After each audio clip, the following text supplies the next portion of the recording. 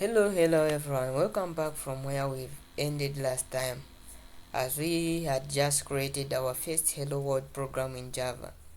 Today we are going to take time talking about variables and data types in Java. So what is a variable? So a variable is a container used to store data in a program. Think of it like a cup, which is we can store water, a basket, a card box. But even in real life, each container is meant to store that specific thing. Like for example, a cup. A cup is usually meant to store liquid stuff and the like. I don't think you can use a card box to carry water. Maybe if the technology advances, but so how does a program differentiate the variables? Is by a name and a data type. So a name, this just gives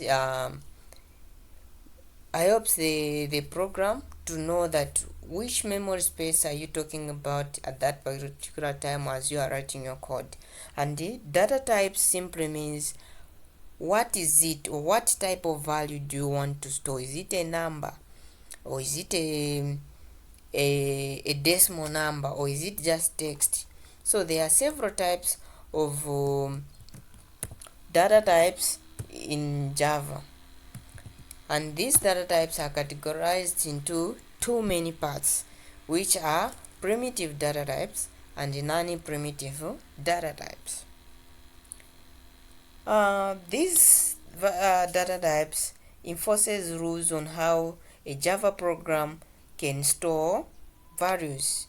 So one of the data type we are going to look at is a byte. So a byte, as the name suggests, its size is equal to 1 byte, and it can store values from -128 to about 120, positive 127. Any number below -128 and any number above 127, it will bring some complications in data in Java. The other data type we have is a short. So a short is also another data type in Java, which is also used to store numeric values. Its size is 2 byte in size. If you are interested in size, is 2 byte.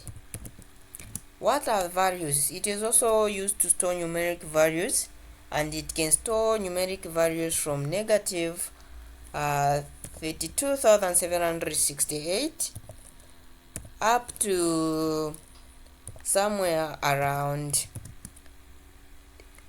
32,767. So these are the ranges. The behavior is going to be the same. It can either overflow when it goes beyond the maximum, and it can underflow when it goes beyond below the minimum. The other data type we have is an int. You guess it right, as the name suggests, it's an integer. Its value size is 4 bytes. So it can only store up to 4 bytes of data, and its value capacity is ranges from -2 to the power it ranges from -2 to the power 31 up to 2 to the power 31 minus 1.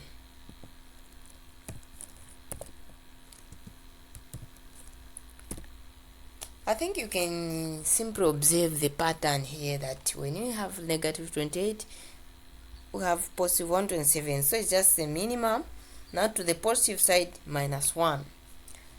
The other data type where we have is a long. A long is 4 bytes in size, which means it's a little bit bigger than an integer, and it can hold values from -2 to the power 30, or to the power 63. I mean, since it doubles, so to the power 63 up to -2 to the power 63 minus 1. Another data type we have is a float. So here, that's where things started getting interesting. So a float is basically a decimal value number, a data type which can be used to store a decimal values, or those numbers with floating points, 1.2, 2.3, -1.5, and so on.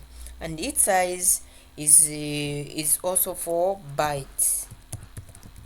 So this it can store up to from 6 to 7 digits after decimal points. So it can store 6 to 7 digits after decimal points.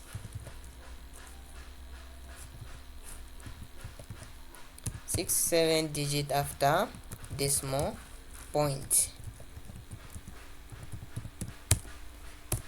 The other data type we have is a double, which is 8 bytes in size. It's a little bit bigger by than a float, and but basically these two, float and a double, store decimal values. But what differentiates them is the number of values after decimal point, which is usually referred to as precision, how precise it can be. So this one can store up to 15 digits. It can store up to 15 digits after decimal point. It's so precise if you have to compare the two. The other data type is a cha or ka. I don't know how you can pronounce this word, but this one is basically used to store only a single character value. As the name suggests, ka is just a short word of character. It was taken 34 letters of word character, so it is used to store a single character value enclosed in a single quote like this. So it can be a letter, it can be a number, it can be a symbol. For as long as it is in a single quote, it is considered to be a character. The other data type we have is Boolean. So a Boolean, basically this stores the value true or false. If you want to check if something is either correct or not, this is your first to go data type in Java. So basically all these which data types we've mentioned here are all primitive or pre-built within your programming language. Then we have non-primitive data types. So non-primitive data types, these are just data types which stores references or memory addresses, not the actual values, because all these data types we've mentioned here stores the actual value, or the actual value. Let's say I've entered 2, which means it will basically store 2. But these non-primitive data types, they will store just an address. Okay, this is the house number where this particular person lives, not keeping that particular person. So they store addresses or location where that particular value locates. So one of them is a string, which is used to store plain text. What are plain text? Plain text, it can be anything you want to write as long as it's in double quote. So I can write whatever I want as long as it is within the double quote is considered as a string. Then there are other non-primitive data types which we are going to talk about as we go on. Things like arrays, classes, object, interfaces, but for now we don't need that. With that saying, I know now you have at least an idea on how what are data types, how many data types are there, what are some of the data types we have in Java. I know you are clever, you can mention them. So let's now go to the next stage, which is how can I declare a variable and a data type. So to declare a variable, you follow a simple procedure. You start with a variable, you start with the data type,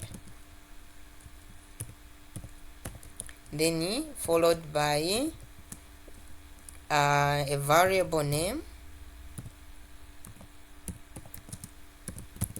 then a semicolon, which means you have declared your data type or your variable.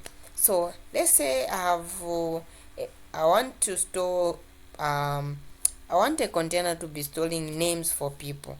So the base data type is a name is just a text, so is a string. So I'm starting with a data type which is a string, and notice string here start with a capital letter,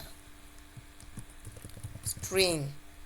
So I'll say name like this, which means you've declared your data type of type string.